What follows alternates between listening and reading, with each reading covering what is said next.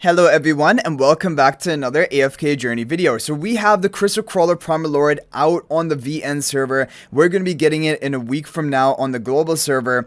And the overall top team, I'm going to show it to you on the screen right now. It is using No-Saida.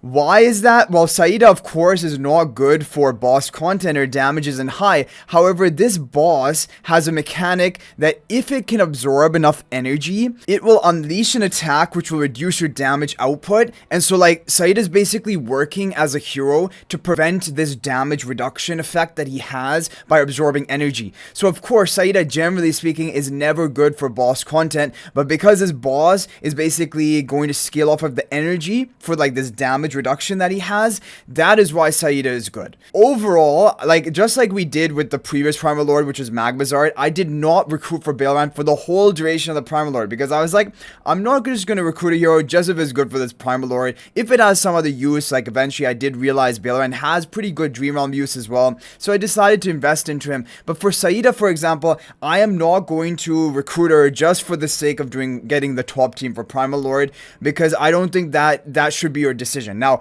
the question is, and I'm kind of worried, what if this hero, this Crystal Crawler, becomes a Dream Realm boss in the next season?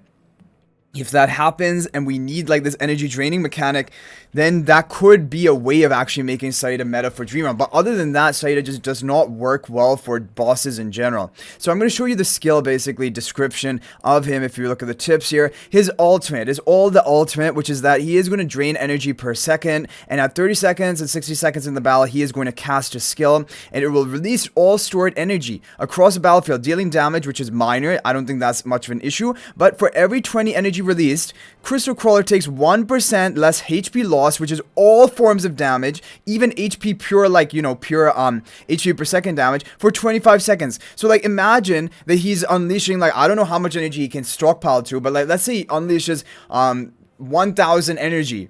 1000 divided by 20, that is 50. So basically he's gonna have 50% damage reduction from all sources, all forms of HP loss, which even HP per second damage is going to reduce that. So basically, like, if someone who has a No-Saida who is going to drain the energy of this boss and then prevent the boss from even like getting any damage reduction here, and then someone who doesn't have No-Saida who is just going to get this damage reduction effect, there's nothing you can do about it. How are you going to be able to compete, right? So that's basically the thing. It is all this ultimate ability. All of the other abilities don't really make much of a difference, is honestly, in my opinion, from my first impressions of it, I think it is all this, and this is why No-Saida is so meta for this specifically.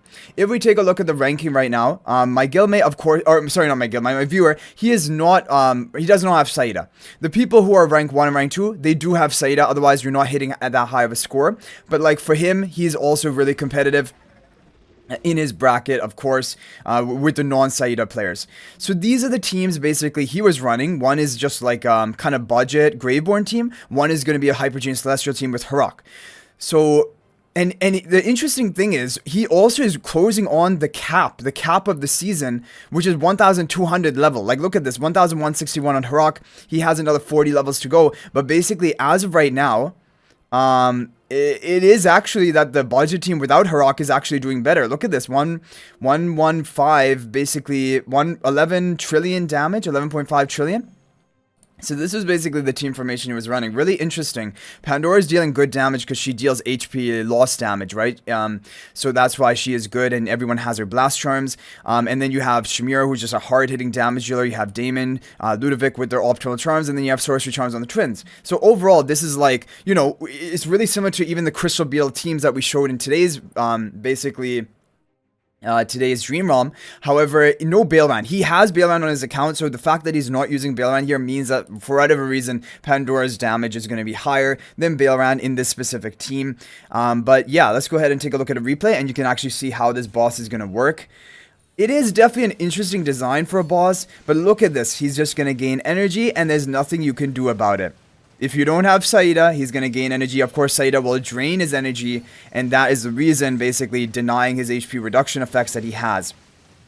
So you're going to see it here at 60 seconds into the left in the battle. He is going to cast, and then he's going to release the stored energy, and that is going to reduce the damage that we will be able to deal to him. Like, I think he's casting right there.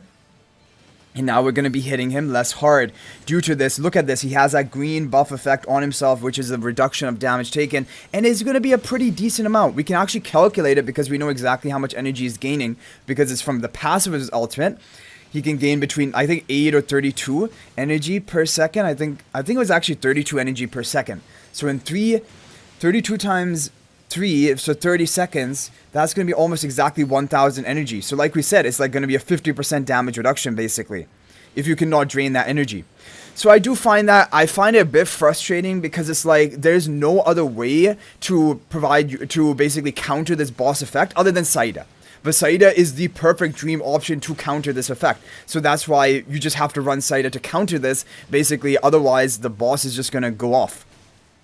And so that is basically the thing. But anyway, guys, of course, feel free to let me know your thoughts about this boss, this Primal Lord, in the comment section. Are there any other plans you have, strategies you have of what type of teams could do well here? There are Lightbearer teams doing well. Like, for example, Walker, Lightbearer team. Those are doing pretty well as well. Almost as well as its Graveborn team. But most likely, you're going to have the optimal charms for your Graveborn team. You're going to be invested in these heroes. Like, people who've been playing for a while, Shamir, Ludovic, they're going to be some of your highest invested heroes. Maybe even Damon, maybe even Pandora now. And so, like, this is probably the team structure a lot of people are going to use for their best team.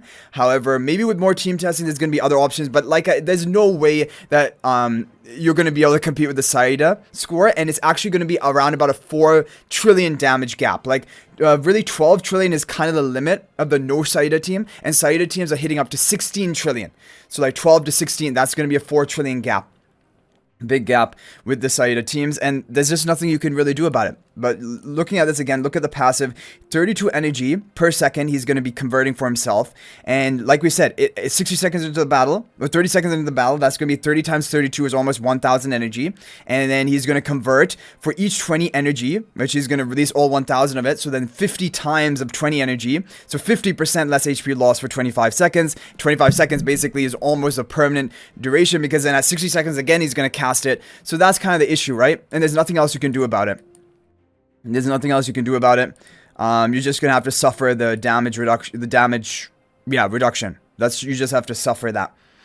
Blinding all enemies for 4 seconds every 15 seconds. I mean, I don't know how you can play around this ability, because this would kind of like, there's nothing you can do to prevent this. Blinding means your normal attacks don't deal damage. Unable to hit with normal attacks. So of course you don't want normal attackers here, but like I said, even Lightbearer teams with Walker, Merrily, they're still working and really good options, even though they do kind of just depend on their normal attacks. But anyway, guys, that is going to be it for this video. Hopefully it was helpful. Let me know your thoughts in the comment section down below. If you guys are not already subscribed to our YouTube channel, please smash that subscribe button. Also, feel free to join my AFK Journey Discord server. There's a link to that in the description of this video. And finally, if you're thinking about making a purchase in AFK Journey, please use my affiliate link for the official Firelight store. There is a link to that in the description of this video and a pinned comment. This is the best way you can support me at no extra cost to you. So thanks for watching. I'll hopefully see you in the next video. And until then, everyone, peace out for now.